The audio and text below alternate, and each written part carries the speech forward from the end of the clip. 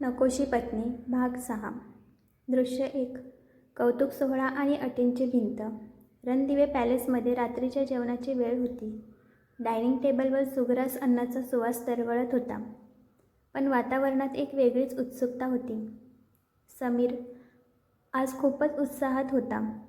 त्याने जेवता जेवता ऑफिसमध्ये घडलेला सर्व प्रकार सुरेशची आणि आजींना सांगायला सुरुवात केली. समीर अभिमानाने म्हणाला, बाबा, आज जर वहिनी नसती ना, तर स्मिथसोबतचा तो कोट्यवधींचा कॉन्ट्रॅक्ट आपल्या हातातून 100% गेला असता. वहिनीने अवघ्या अर्ध्या तासात जे डिझाईन्स बनवले ते पाहून लंडनचे क्लायंट्स अक्षरशः थक्क झाले. वहिनी तर त्यांच्या कॉलेजची गोल्ड मेडलिस्ट टॉपर निघाली आणि आपल्याला कोणाला माहिती पण नव्हतं हे. सुरेशजींच्या चेहऱ्यावर समाधानाचे हास्य उमलले. त्यांनी नंदिनीकडे कौतुकाने पाहिले आणि म्हणाले, नंदिनी, बाळा, तू इतकी हुशार आहेस. तुझ्याकडे हे जे टॅलेंट आहे ते तू असंच दाबून का ठेवतेस? तू तुझं शिक्षण असं वाया घालवू नकोस. उद्यापासून तू सुद्धा आदित्यसोबत ऑफिसला जॉईन व्हायचं. तुझी या घराला आणि आपल्या कंपनीला गरज आहे. हे ऐकताच नंदिनी हळूच म्हणाली, नाही बाबा, मी 1-2 ठिकाणी इंटरव्ह्यू दिले आहेत. त्यांचा कॉल आला की मी तिथे जाईन जॉबला.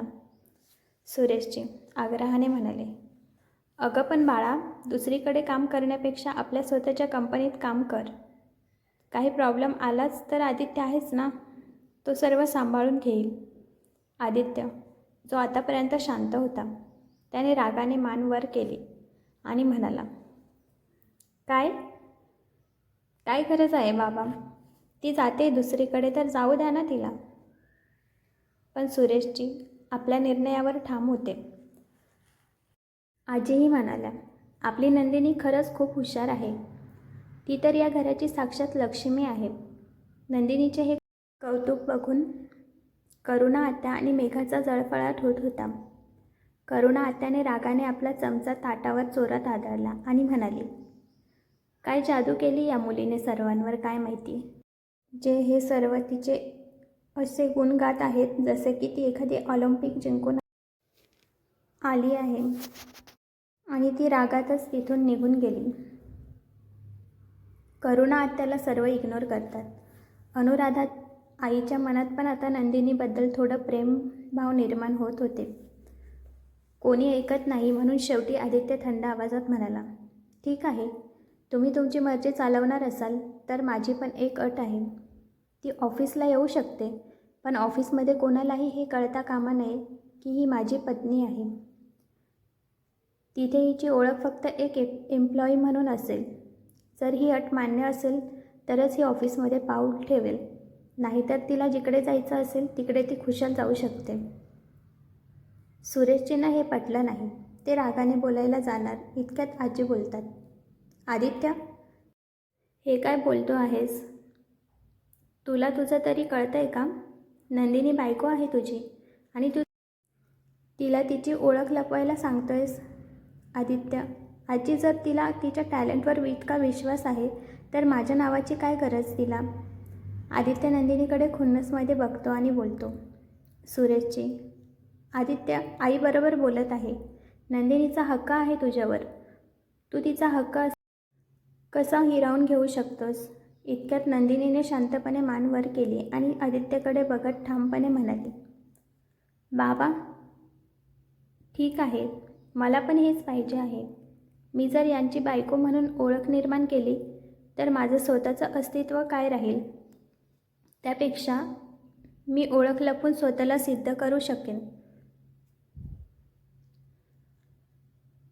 समीर जोरात ओरडला, दॅट्स लाईक माय स्मार्ट वहिनी. बघ ना भाई, वहिनी किती वेगळी आहे सर्व मुलींपेक्षा. आज मुली तुझ्या लग्न करायला वेडे आहेत, ते पण फक्त त्यांना तुझं नाव लावून मिरवता येईल आणि तुझी प्रॉपर्टी मिळेल म्हणून. पण वहिनीला बघ, तिला तिच्या स्वतःच्या हिमतीवर मोठं व्हायचं आहे. I am so proud of you वहिनी. सुरेशजी आणि आजी पण बोलतात, नंदिनी बाळा, आम्हाला पण तुझा अभिमान आहे. दृश्य 2. बेसावध रोमॅन्टिक क्षण आणि हृदयाची धडधड. दुसऱ्या दिवशी सकाळी ऑफिसला जाण्याची गडबड सुरू झाली. सुरेशजींनी आदित्यला आदेश दिला, आदित्य, आज नंदिनीचा पहिला दिवस आहे. तिला तुझ्याच गाडीतून घेऊन जा. आदित्यला हे अजिबात आवडलं नव्हतं. तो ओरडला, बाबा, ड्रायव्हर आहे आणि दुसरी गाडी पण आहे. ती येईल त्या गाडीने. पण सुरेशजींनी ऐकलं नाही. आदित्य रागातच नंदिनीला बोलवण्यासाठी तिच्या रूमकडे गेला. नंदिनीने आज गडद केशरी ऑरेंज रंगाची सुंदर काठपदराची साडी नेसली होती. केसांचा आंबाडा बांधून त्यात मोगऱ्याचा गजरा माळला होता. ती आरशासमोर उभी राहून स्वतःला सावरत होती. आदित्य दरवाजाजवळ आला आणि तिचं ते तेजस्वी रूप पाहून क्षणभर तिथेच खिळून राहिला. तिचे ते ओशन ब्लू डोळे काजळाने अधिकच गडद वाटत होते. नंदिनीने अचानक मागे वळून पाहिले तर आदित्य तिला एकटक न्याहाळत होता. आपल्याला कोणीतरी असं चोरून बघतंय या कल्पनेने ती दचकली. तिचा पाय साडीच्या घोळ्यात अडकला आणि ती तोल जाऊन मागे पडणार इतक्यात आदित्यने धावत जाऊन तिचा हात पकडला आणि तिला स्वतःकडे खेचलं. पण जोरात ओढल्यामुळे ती थेट आदित्यच्या अंगावर जाऊन आदळली. आदित्यचाही तोल गेला आणि ते दोघेही थेट बेडवर जाऊन पडले. आदित्य खाली आणि नंदिनी त्याच्या अंगावर. दोघांच्या नजरा एकमेकात गुंतल्या होत्या. नंदिनीच्या श्वासाचा वेग वाढला होता आणि आदित्यला मोगऱ्याचा तो सुवास वेड लावत होता. काही क्षण काळ जणू थांबला होता. ते दोघं भानावर येताच एकमेकांपासून बाजूला झाले. आदित्य ओशाळवाण्या सुरात ओरडला, तुला नीट उभं राहता येत नाही का? जेव्हा बघावं तेव्हा पडतच असतेस. नंदिनी शांतपणे खाली बघत राहिली. दृश्य 3. ऑफिसचा पहिला दिवस आणि नवी मैत्री.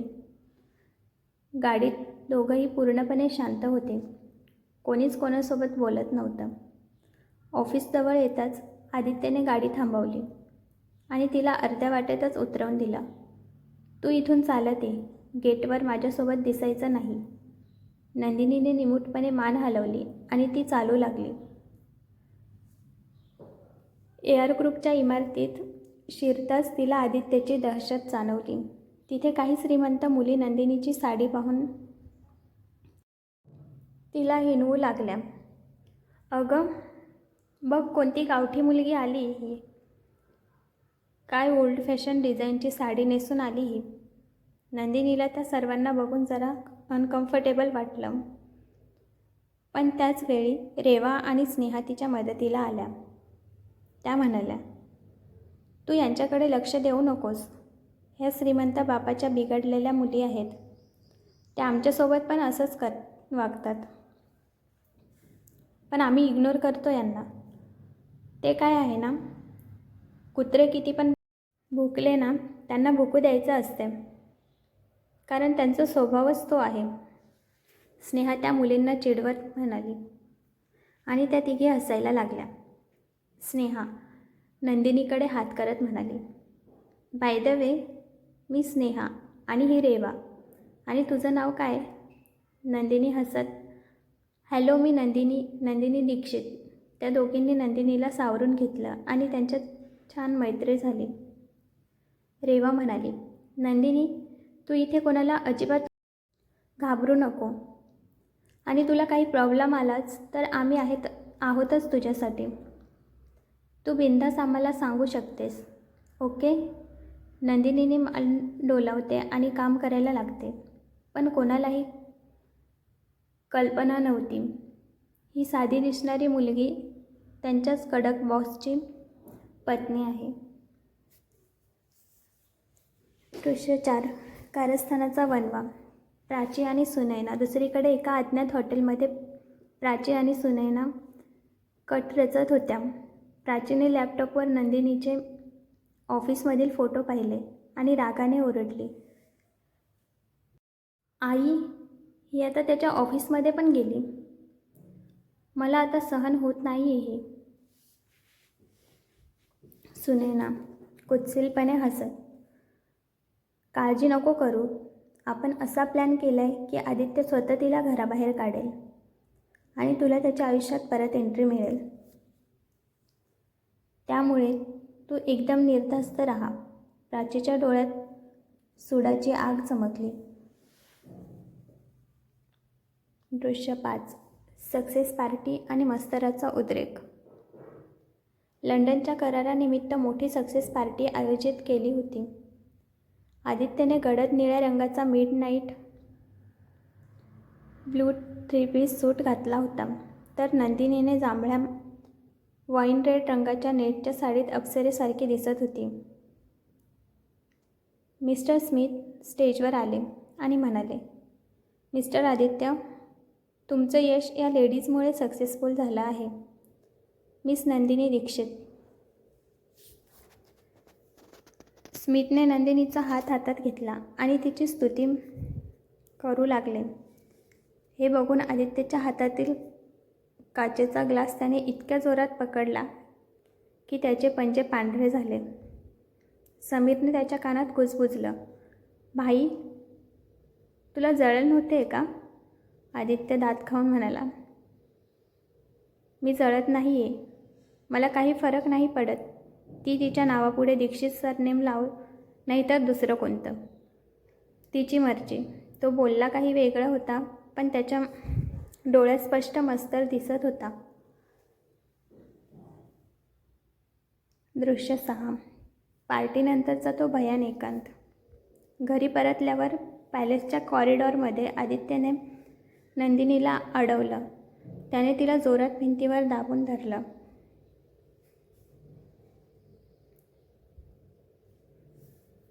खूप मजा आली ना आज? तो स्मिथ तुझ्याशी किती वेळ बोलत होता? तुला काय वाटतं, दीक्षित सरनेम लावल्याने सत्य बदलणार आहे का? विसरू नकोस, तू रणदिवे खानदानाची सून आहेस. तो तिचा हात जोरात पिरगळतो. त्याचं त्यालाच कळत नाही की तो काय करतोय ते. नंदिनी कळवळून म्हणते, सोडा मला आदित्यजी, मला लागतंय, हर्ट होतंय मला. आदित्य ओरडला. त्या स्मिथसोबत असं बोलताना आणि त्याने तुझा हात हातात घेतला तेव्हा नाही झाला का त्रास? त्याचा आवाज रागाने आणि भावनेने थरथरत होता. त्याने तिला अजून जवळ खेचले, तिला भिंतीवर जोरात दाबले आणि तिचे ओठ स्वतःच्या ओठांमध्ये घेऊन तिला पॅशनेटली किस करू लागला. नंदिनीला श्वास घ्यायला त्रास होत होता, पण त्याने तिला सोडलेच नाही. तो तिला ओढत बेडवर घेऊन गेला आणि तिच्या अंगावर येऊन पुन्हा किस करू लागला. नंदिनी त्याला बाजूला करायचा प्रयत्न करत होती, पण आदित्यच्या मजबूत शरीरापुढे तिचं काहीच चालत नव्हतं. शेवटी तिने प्रयत्न करणे सोडले आणि तिच्या डोळ्यातून अश्रू वाहू लागले. जेव्हा आदित्यला जाणवलं की तिचे डोळे भरलेले आहेत आणि ती रडते, तेव्हा तो दचकून बाजूला झाला. त्याला स्वतःचाच प्रचंड राग आला. नंदिनी धैर्याने उठली, डोळे पुसले आणि म्हणाली, मी तुमची कोण आहे हे तुम्हीच ठरवलं आहे ना? तुम्हीच म्हणाला होतात की ऑफिसमध्ये कोणाला कळता कामा नये की मी तुमची बायको आहे. मग मी तेच पाळलं ना? आणि जर तुम्ही मला तुमची बायको मानतच नाही, तर कोणत्या अधिकाराने माझ्यावर हक्क दाखवत आहेत? ती ढसाढसा रडू लागली. आदित्य काहीच बोलला नाही. तो तसाच रागात आपल्या रूममध्ये निघून गेला. त्याने जोरात आपला हात भिंतीवर मारला. मी काय करत होतो? मी फक्त प्राचीचा आहे. नंदिनी कोणासोबत पण बोलू शकते. तिला तिचं स्वातंत्र्य आहे. मग तिला मी स्मिथसोबत हसताना आणि गप्पा मारताना बघून मला इतके वाईट का वाटले? मी नंदिनीसोबत असं कसं वागू शकतो? मला माझीच लाज वाटायला लागली. तिकडे नंदिनीलाही खूप वाईट वाटलं. तिला आदित्य हवा होता, पण असा हक्क गाजवणारा नाही, तर तिच्यावर प्रेम करणारा. नंदिनीची अस्वस्थ रात्र आणि आदित्यचा अपराधीपणा. काल रात्री पॅलेसच्या त्या कॉरिडॉरमध्ये आणि बेडरूममध्ये जे काही घडलं त्यानंतर नंदिनीचं मन पूर्णपणे कोलमडून गेलं होतं. ती रात्रभर डोळ्यातून पाणी गाळत होती. तिला आदित्यकडून अशा वागणुकीची मुळीच अपेक्षा नव्हती. ज्या व्यक्तीला ती आपलं सर्वस्व मानत होती त्यानेच हक्काच्या नावाखाली तिचा अपमान केला होता. तिचे ओशन ब्लू डोळे रडून रडून सुजले होते. ती स्वतःशीच विचार करत होती, आदित्यजी, तुम्हाला जर मी तुमची पत्नी म्हणून मान्य नाही, तर मग माझ्यावर असं जबरदस्तीचा हक्क गाजवण्याचा अधिकार तुम्हाला कोणी दिला? तुमचं माझ्यावर प्रेम नसेल तर किमान आदर तरी ठेवा. दुसरीकडे आदित्य आपल्या खोलीत अस्वस्थपणे एरझाऱ्या घालत होता. त्याने रागाच्या भरात आणि मस्तरापोटी जे काही केलं त्याचा त्याला आता प्रचंड पश्चाताप होत होता. त्याला राहून राहून नंदिनीचा तो रडलेला चेहरा आणि तिच्या डोळ्यातील ते केविलवाणे अश्रू आठवत होते. त्याचा अहंकार, इगो त्याला रोखत होता, पण त्याचं मन मात्र त्याला टोचत होतं. शेवटी स्वतःचा इगो बाजूला सारून त्याने ठरवलं की तो नंदिनीची माफी मागेल.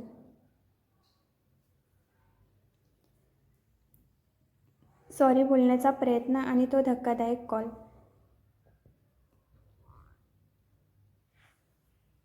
सकाळची वेळ होती. आदित्य हळूच पावले टाकत नंदिनीच्या रूममध्ये गेला. नंदिनी अजूनही बेडवर बसून डोळे पुसत होती. तिने मान वर करून आदित्यकडे बघितले. तिच्या नजरेत प्रचंड वेदना आणि संताप होता. आदित्य काहीतरी बोलायला तोंड उघडणारच होता. त्याला तिला मनापासून सॉरी म्हणायचं होतं, पण तितक्यात त्याच्या खिशातील फोन मोठ्याने वाजला.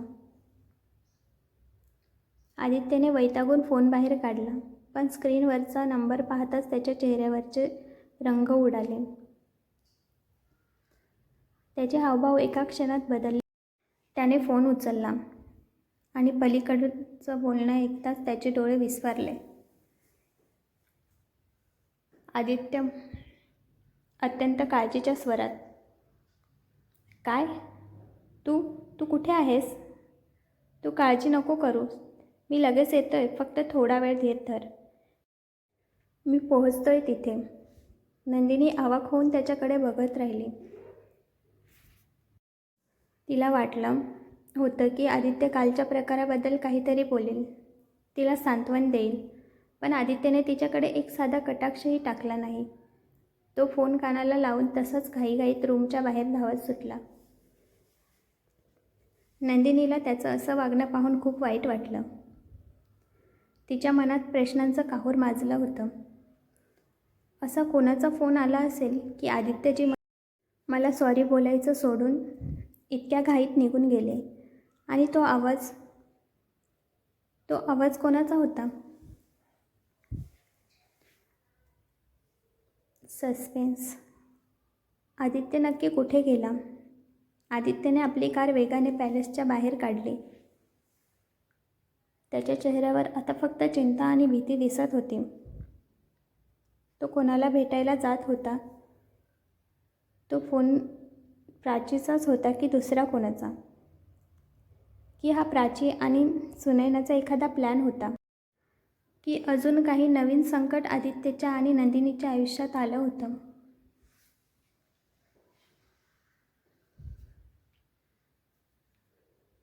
नंदिनी मात्र रडत रडत खिडकीबाहेर बघत राहिली.